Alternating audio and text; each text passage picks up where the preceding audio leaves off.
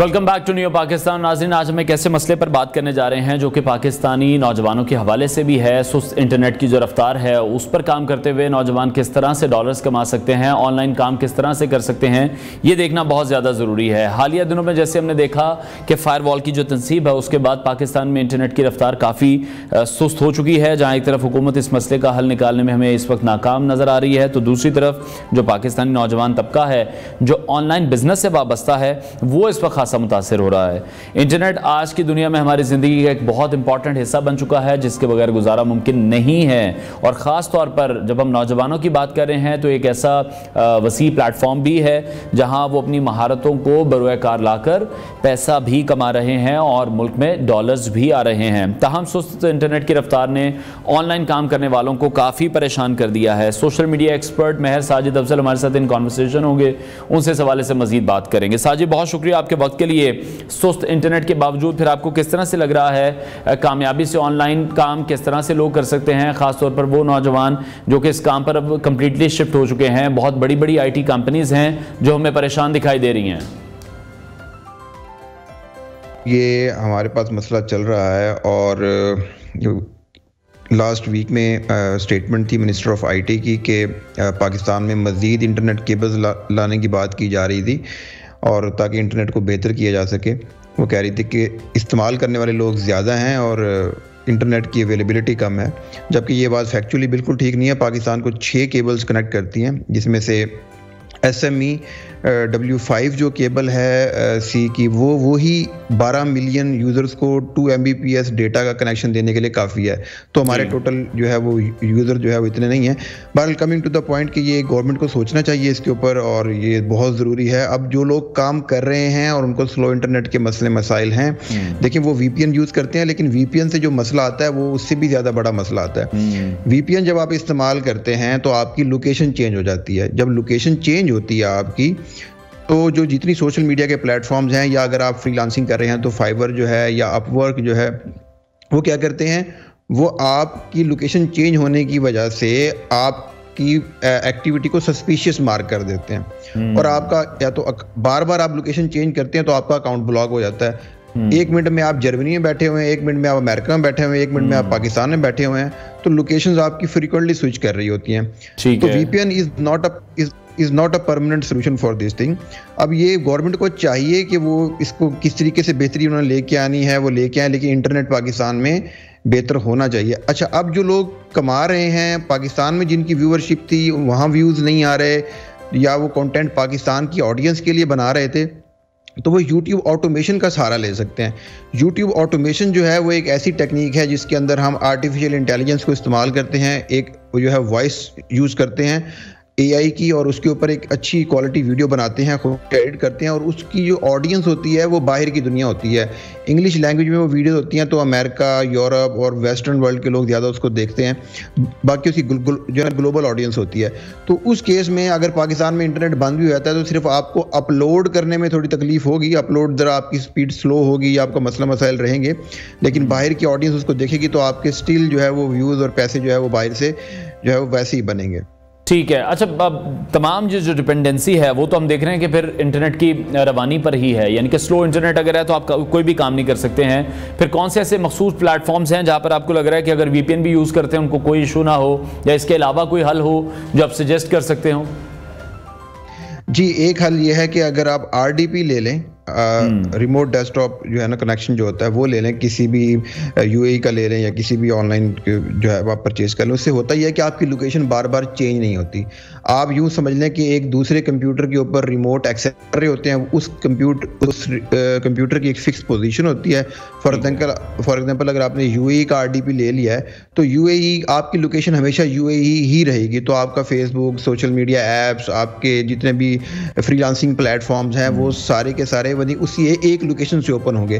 तो बजाय VPN से बार बार लोकेशन स्विच करने के अगर आप RDP के थ्रू ओपन करेंगे तो उससे आपका यह है कि प्लेटफॉर्म ब्लॉक नहीं होंगे और आपको वो वाला मसला नहीं आएगा। ठीक है, तो आपको लग रहा है कि हुकूमत अभी इस इशू पर उस तरह से काम करती हुई आपको दिखाई दे रही है, इंटरनेट की जो बहाली है वो प्रॉपर तरीके से हो जाएगी? देखिए, हुकूमत के अंदर मुझे नहीं लगता कि ऐसा होगा। मैंने आज से कुछ 2 महीने पहले ये पोस्ट की थी कि अभी नेक्स्ट 6 महीने मुझे ऐसा नहीं लगता कि इसमें कुछ होने वाला है। उसकी कुछ टेक्निकल रीजंस हैं।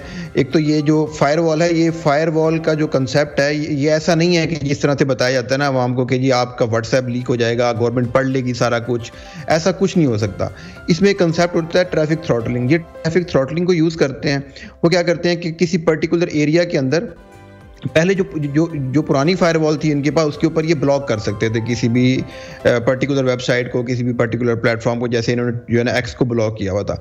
लेकिन अब जो ये डीप पैकेट इंस्पेक्शन वाली फायरवॉल है, इसके अंदर ट्रैफिक थ्रॉटलिंग ये कर सकते हैं एप्लीकेशन वाइज। फॉर एग्जांपल, ये चाहते हैं मुल्तान के अंदर किसी स्पेसिफिक टाइम के अंदर फेसबुक चलना बंद हो जाए, व्हाट्सएप चलना बंद हो जाए, तो ये ट्रैफिक थ्रॉटलिंग करेंगे, उस पर्टिकुलर ऐप की ट्रैफिक को ड्रॉप करना शुरू कर देंगे, उसके पैकेट्स को ड्रॉप करना शुरू कर देंगे। वो एप्लीकेशन उसको रीड तो नहीं कर सकती, लेकिन उसमें रुकावट डालेगी और उस पर्टिकुलर एरिया के अंदर जो है ना वो इंटरनेट का मसला हो जाएगा। अब पाकिस्तान का जो इंटरनेट इंफ्रास्ट्रक्चर है वो डिसेंट्रलाइज नहीं है, वो सेंट्रलाइज इंफ्रास्ट्रक्चर है। तो उसके अंदर इनको मसला ये है कि जब ये हम दूसरे कंट्रीज की एग्जांपल लेते हैं, वहाँ पे ये चीज़ इंप्लीमेंट की गई थी तो उनका इंफ्रास्ट्रक्चर हमसे डिफरेंट था। यूएई की एग्जांपल लेते हैं और वहाँ पे यूजर्स कम है, तो वहाँ पे इसको इम्प्लीमेंट करना आसान था। हमारे पास यूज़र ज़्यादा हैं, आबादी ज़्यादा है और हमारा इंफ्रास्ट्रक्चर सेंट्रलाइज्ड है, तो उस वजह से आपके पास बॉटलनेक आ जाती है। आप ये चीज़ सेग्रीगेटेड इम्प्लीमेंट नहीं कर सकते। तो फिर जब ये ट्रैफिक थ्रॉटलिंग करते हैं एप्लीकेशन वाइज या एरिया वाइज, तो फिर ये पूरे पाकिस्तान में होती है। और अब इन्होंने जो मेन काम किया हुआ है, आप वाईफाई पे बैठे, आपका नेट ठीक चलता है, आप मोबाइल के ऊपर नेट चलाएं, आपका नेट नहीं चलता। तो इन्होंने जो है वो स्टिक कर दिया है कि लोग मोबाइलाइज ना हो, लोग घरों में बैठ के नेट यूज करें, बाहर ना निकलें। तो तमाम टेलीकॉम कंपनीज के नेट इस वक्त फारिग हो चुके हैं। ठीक है साजिद, लास्ट कमेंट में आपसे चाहूंगा, सोशल मीडिया ऐप्स के हवाले से कौन सी सोशल मीडिया ऐप्स हैं जो आजकल ज्यादा अच्छा पे कर रही हैं, जिस पर नौजवानों को ज्यादा काम करना चाहिए? देखिए, जब आप वीडियो कंटेंट बनाते हैं ना, आप तमाम ही सोशल मीडिया ऐप पे उसको पोस्ट करें। आपने एक वीडियो बना ली है तो आप क्यों लिमिट करते हैं अपने आप को एक प्लेटफॉर्म की तरफ? तो यूट्यूब पाकिस्तान में मोनेटाइज है, आप पाकिस्तान का अकाउंट डायरेक्ट लगा सकते हैं उसके साथ। बाकी भी आप टिकटॉक जो है वो यूएस से मोनेटाइज करवा सकते हैं वीपीएन के जरिए, वहाँ का अकाउंट बना के।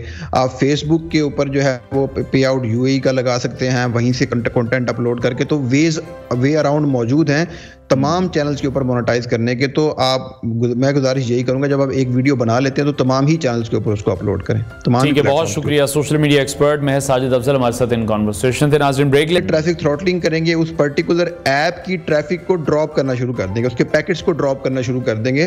वो एप्लीकेशन उसको रीड तो नहीं कर सकती, लेकिन उसमें रुकावट डालेगी और उस पर्टिकुलर एरिया के अंदर जो है ना वो इंटरनेट का मसला हो जाएगा। अब पाकिस्तान का जो इंटरनेट इंफ्रास्ट्रक्चर है वो डिसेंट्रलाइज नहीं है, वो सेंट्रलाइज इंफ्रास्ट्रक्चर है। तो उसके अंदर इनको मसला ये है कि जब ये हम दूसरे कंट्रीज की एग्जांपल लेते हैं, वहाँ पे ये चीज़ इंप्लीमेंट की गई थी तो उनका इंफ्रास्ट्रक्चर हमसे डिफरेंट था। यूएई की एग्जांपल लेते हैं और वहाँ पे यूजर्स कम है, तो वहाँ पे इसको इम्प्लीमेंट करना आसान था। हमारे पास यूज़र ज़्यादा हैं, आबादी ज़्यादा है और हमारा इंफ्रास्ट्रक्चर सेंट्रलाइज्ड है, तो उस वजह से आपके पास बॉटलनेक आ जाती है। आप ये चीज़ सेग्रीगेटेड इम्प्लीमेंट नहीं कर सकते।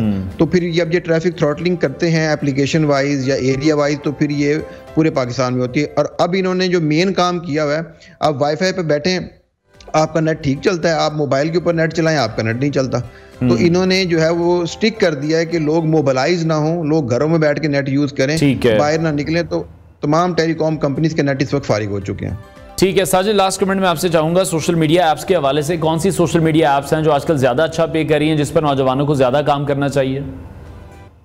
देखिए, जब आप वीडियो कंटेंट बनाते हैं ना, आप तमाम ही सोशल मीडिया ऐप पे उसको पोस्ट करें। आपने एक वीडियो बना ली है तो आप क्यों लिमिट करते हैं अपने आप को एक प्लेटफॉर्म की तरफ? तो यूट्यूब पाकिस्तान में मोनेटाइज है, आप पाकिस्तान का अकाउंट डायरेक्ट लगा सकते हैं उसके साथ। बाकी भी आप टिकटॉक जो है वो यूएस से मोनेटाइज करवा सकते हैं वीपीएन के जरिए, वहाँ का अकाउंट बना के।